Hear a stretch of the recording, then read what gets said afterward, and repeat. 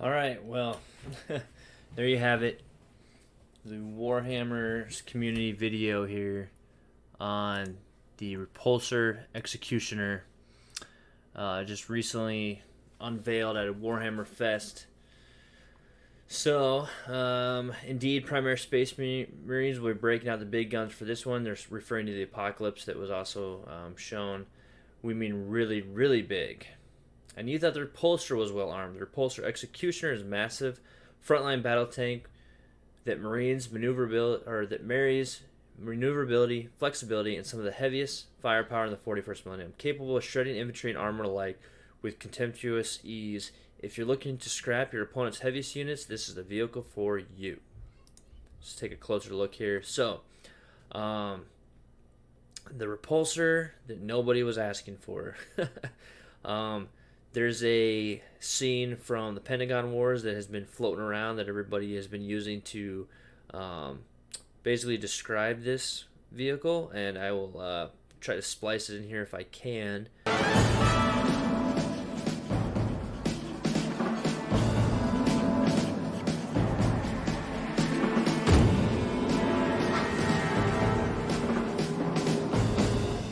That's one hell of a cannon. That's a problem. Why? You go out in a battlefield with this pecker sticking out of your turret, and the enemy's gonna unload on you with all they got. Might as well paint a big red bullseye on the side. But it's a troop carrier, not a tank. Do you want me to put a sign on it in 50 languages? I'm a troop carrier, not a tank. Please don't shoot at me.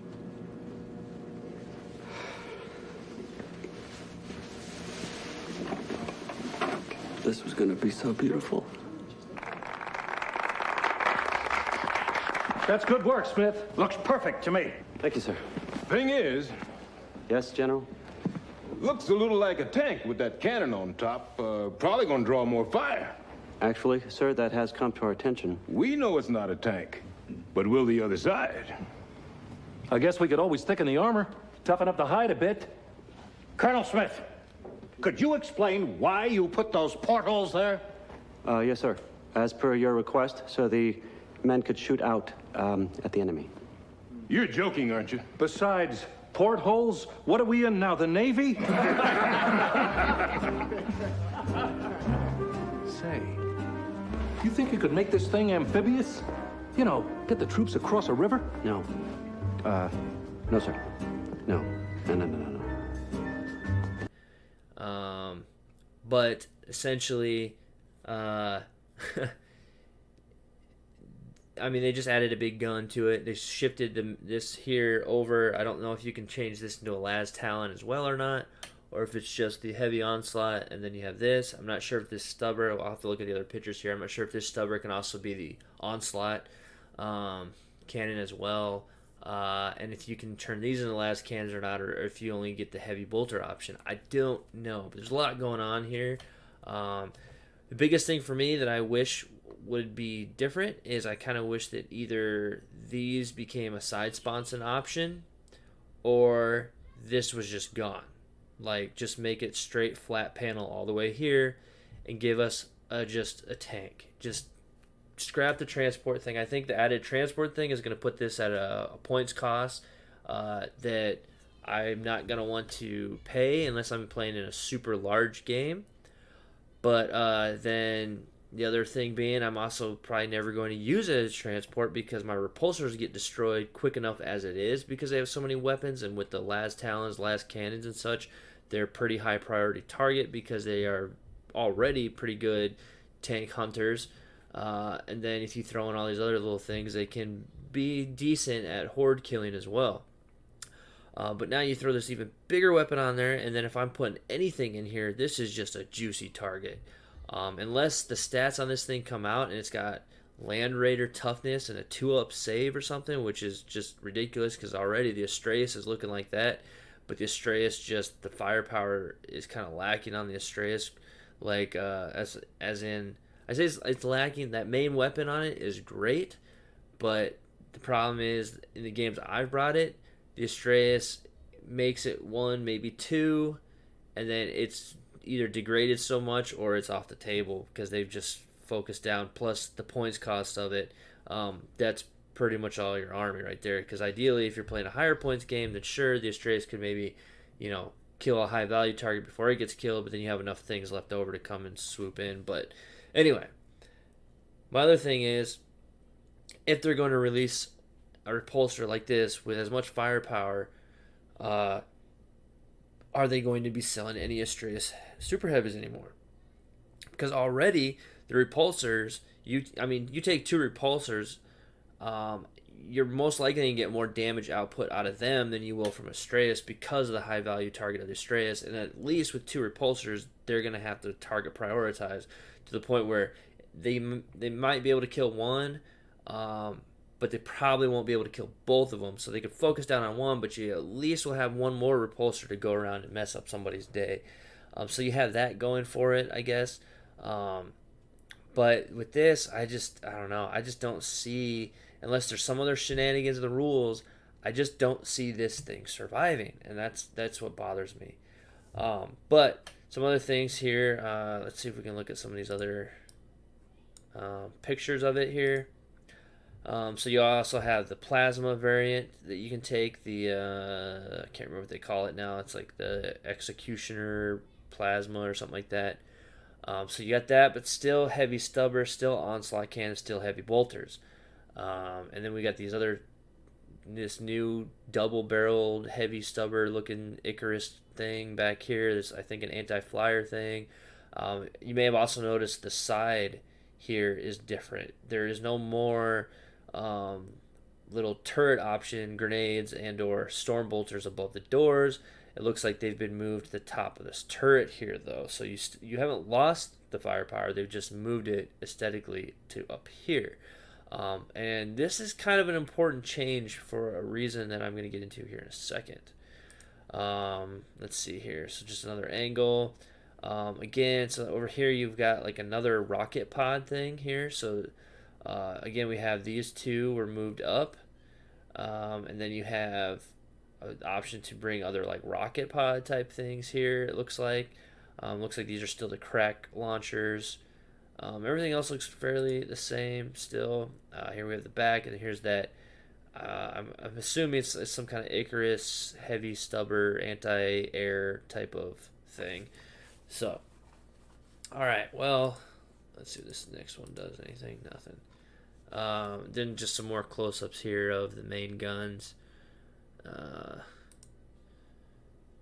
Okay, and that's it there. So let's finish reading this, and then I'm going to get into why I think the fact that this is no longer has a weapon response in there is kind of important, hopefully. I hope, but we'll see here in a second. So you'll be able to choose just which form of destruction your repulsor executioner is armed with a pair of Belisarius Caw's latest and deadliest inventions on offer. Want to turn Terminators into bubbling goo? The Macro Plasma Incinerator, there it is the place to start. Want to blast demon engines back to the Stygian pits from whence they came? We heartily recommend the Heavy Laser Destroyer, the las cannon's bigger, meaner cousin. So I'm curious what this stat is going to be, if it's the heavier, meaner las cannon. I think what las cannon is already T9, or not T9, strength 9, I think, with a D6 output. So and then obviously it's probably gonna have multiple shots, and let me actually, I'm trying to think if I have anything that would have the rules in there that we can maybe get a glimpse. Let's check out, be in this one, Index 2. Because I'm sure there's something already that has, what is that, a heavy laser destroyer. I want to say, like, isn't the thing on the, what is it called on the top of the Thunderhawk? Sorry if I just take a brief second here while I try to check this out. Now I'm all curious. So, if I pull up the Thunderhawk here,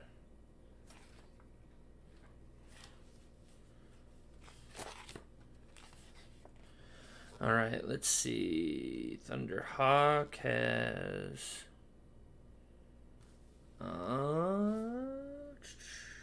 Turbo Laser Destructor. Okay, so that is not the Heavy Laser Destroyer. So if we look at the Destructor, it is a... So the last cannon is a Strength 9, -3, D6 damage, Heavy 1. We're looking at a Turbo Laser with Heavy D3, 16 Strength, -4 AP, 2D6. So I'm assuming if it's a Heavy D3 for the Turbo Laser Destructor, 96-inch range, Strength 16, we'll probably see something similar to that. Maybe... I mean, it would be nice if we had like a heavy, maybe 2d6 with a strength 10, -4, and then 2d6 damage each. That would be pretty powerful. Maybe just a d3 shots with the 2d6 damage. That would still be pretty powerful. I'm not sure what we'll end up seeing for stats like that. Maybe there's already stats on it somewhere, and I just am not sure where. If you do know of some existing stats for a Heavy Laser Destroyer, definitely let me know in the comments below. I'm curious as to what we might be looking at for that. So, anyway, it says the last cannon's bigger, meaner cousin, and just in case anyone survives, our Repulsor Executioner has a modest transport capacity, allowing you to disgorge a squad of Primaris Space Marines to finish off anyone with the audacity to stay standing. So that tells me a modest transport capacity is meaning you probably can only take, as it says, a squad. Meaning not a full 10-man, but probably a 5-man like combat squad. So, I mean, that would make sense that, you can only carry 5. That would make this a little bit better, and maybe it'll keep the points down that you can only carry 5 in it. 5 or maybe even just, I don't know. If it can carry 3 and Gravis armor, I still think that would probably be... I mean, if you put 3 in a Gravis armor here, that could make this pretty tempting to shoot at. But, I don't know, we'll see. But yeah, so, overall, I mean, I'm okay with it. Apparently, the word on the street is this was designed at the same time as the regular Repulsor. They've just waited until now to release it. So maybe we'll see something come out later on. And that just, because this was already in development and everything, it wasn't really like they weren't listening to the community necessarily and what people want. It's just it was already made and developed. So, but one thing I wanted to point out again, why this I find to be important, is because without this, take off the main turret, put a hatch there, and suddenly you just have the front heavy bolters and whatever this back turret option can be. That's 2 weapon options, and you have a stripped down repulsor, and that's it. You could just call that right there, kind of like a Rhino. 10-man capacity, give it, some decent survivability stats. I mean, I think that would be pretty nice, and I mean, a really cheap option. Like, I think just being able to have back here like this, I mean, you could have a wide range of options back here. You could have this Icarus stubber thing. You could do throw the storm bolters, the frags, the rocket pod back there if you want. Then up here you could do just the kind of like make it like a Razorback. So you got the heavy bolter, the las cannon, maybe even put a flamer option there, and then on top of it just maybe give a small turret option, not something huge like this. And the only thing that you can do is you have like this gunner that pops up with a heavy, with this I think a heavy stubber or whatever, and that's it. Like no extra cannon bits and anything like that. He just gets the little sponson gun, turret gun, whatever, and that's it. There's no anything crazy. Like even that might be a little bit much, but with the Primaris, Moor DAKKA is good kind of thing. I could see like, okay, so you got some options back here. You got flamer, heavy bolter, las cannon, options up in the front here. I mean, yeah, and then go here and then have a turret. So there would be 3 places to have weapon emplacements if you want, and then 10-man troop capacity, And, I don't even know, like, maybe because it has less guns and stuff, you give it like an extra inch or two. I mean, already I think it's a 10-inch movement. So you give this thing a 12-inch movement base, this thing would be so sick. Like, this thing would zip up the board in no time and actually be able to transport something before it gets blown off the table like most transports. Like, that would make this the hands down the best transport for Marines easily. And then, right there with a 12-inch movement, like something like this, like, not having flyers isn't as bad. It would still be nice to have like some air support that was just Primaris. But I mean, if you had a transport that could move 12 inches, then you're boosting up the table some even. Yeah, advancing and all that it just makes this thing 10 times better. So maybe we'll see that. I mean, I feel like, the option is there now. They have a panel already made that doesn't have that side weapon option. How hard would it be to make a different top hatch that has nothing on it, or just an option to put one turret gunner popping up and that's it? Like, the vehicle's already done and made. So, excuse me. So hopefully, maybe, we'll see. But that is where we are. So let me know your thoughts on it. Like, again, I'll probably pick up at least 2 of these just because I need them for my star commanders. They're an all Primaris force, so anything Primaris coming out is going to get sent over to my star commanders. So I'll get 2, so at least I can have the 2 different main turret options here, and we'll go from there. But yeah, so let me know what you think of it. Do you think maybe this is the beginning of just straight up transport, that we can finally get a stripped down transport maybe? I'm not sure, but we will definitely, I'm not going to hold my breath, but I'm going to hope anyway. I also still holding out that maybe we're going to get a cool Primaris flyer of some kind. And even on top of that, maybe we can get, from Forge World, a Overlord, which I'm not sure that thing would be giant, but they do make the Manta, so maybe we will get an Overlord. So, alright, well, thanks for watching, everybody. I hope you enjoyed this video. Please check out the rest of the YouTube channel. Check out my Facebook page and see what I got going on there. And until next time. How do you do that?